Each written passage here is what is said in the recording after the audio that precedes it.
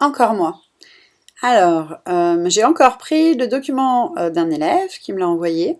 Donc quand je regarde, ça m'a l'air à nouveau plutôt bien fait.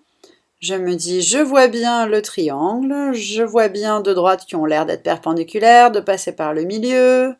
Ça m'a l'air bien fait, le point d'intersection. Allez, je vais déplacer mes points comme j'en ai l'habitude pour voir ce que ça donne. Et là, je suis surprise, car mes droites semblent bien ici et ici être perpendiculaires, passer par le milieu, donc bien être des médiatrices, mais regardez le cercle. Le cercle, est-ce qu'il passe, comme c'était demandé, par le point A? Alors, il ne passe pas par le point A, et si vous regardez, en fait, là, oui.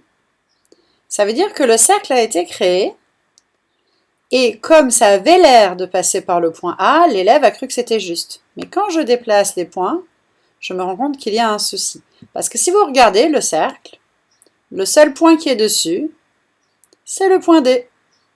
Ça veut dire que l'élève a essayé de construire le cercle et en agrandissant, s'est rendu compte que ça avait l'air d'être bien. Et a cliqué ici, au point D. Mais si cet élève avait cliqué ici, il n'y aurait pas eu le souci. Donc c'est juste un clic qui a rendu cette figure qui était franchement pas mal avec un souci. D'accord? Puisque mon cercle ne passe pas toujours par le point A. Voilà, donc bien faire attention, quand on veut que ça passe par le point A, il faut cliquer sur le point A. Je peux vous montrer.